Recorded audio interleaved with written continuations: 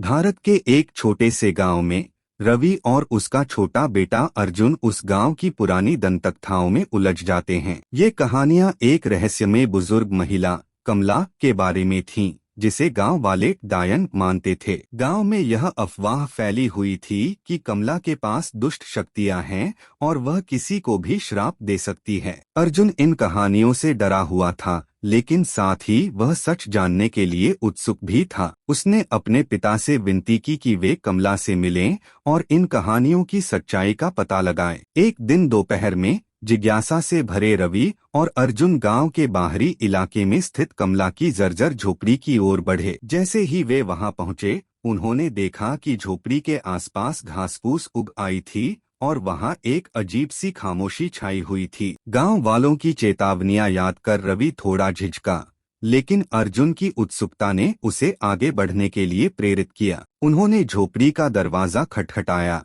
और उनकी हैरानी की सीमा न रही जब दरवाजा खुद ही धीरे धीरे चरमराते हुए खुल गया। अंदर एक धुंधली रोशनी में भरा कमरा था, जहां चारों ओर औषधीय जड़ी बूटियां, कांच की बोतलें और अजीबोगरीब चीजें रखी हुई थीं। यह नजारा काले जादू का नहीं, बल्कि एक अनुभवी जड़ी बूटी विशेषज्ञ के घर जैसा था। कमला, जो बुजुर्ग और कमजोर दिखती थी, लेकिन उसकी आंखों में गहरी समझदारी झलक रही थी, मुस्कुराते हुए उनका स्वागत करती है। रवि और अर्जुन की झिझक को भांपते हुए वह उन्हें बैठने को कहती है। धीरे धीरे बातचीत के दौरान वे समझ जाते हैं कि कमला कोई डायन नहीं बल्कि एक वैद्य हकीम है, जो अपनी चिकित्सा विद्या से गांव वालों की मदद करती है। वह उन्हें अपनी जिंदगी के बारे में बताती है और यह भी कि कैसे उसने गांव वालों की बीमारियों का इलाज किया है, वही गांव वाले जो अब उसे डायन कहकर डरते हैं। रवि को यह समझ आता है कि अज्ञानता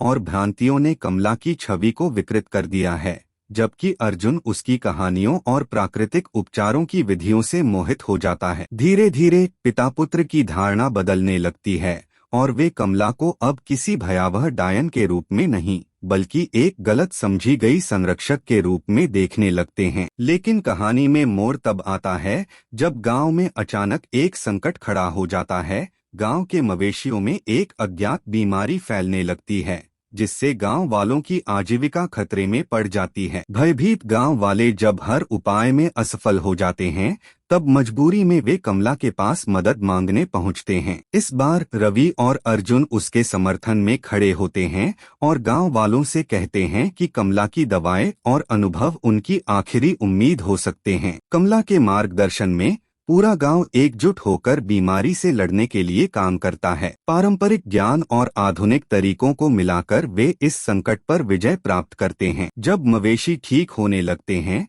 तो गांव वालों को एहसास होता है कि उन्होंने कमला के बारे में अब तक गलत धारणा बना रखी थी। धीरे धीरे कमला को समाज में उसकी असली पहचान मिलने लगती है और लोग उसे अपनाने लगते हैं। रवि और अर्जुन इस अनुभव से बहुत कुछ सीखते हैं। वे समझ जाते हैं कि अज्ञानता से उपजे अंधविश्वास किसी निर्दोष व्यक्ति को किस तरह अकेला कर सकते हैं। अर्जुन, जो शुरू में भयभीत था, अब कमला से इतना प्रभावित हो चुका था कि वह बड़ा होकर उसके जैसा एक हकीम बनने का सपना देखने लगता है। घर लौटते समय वह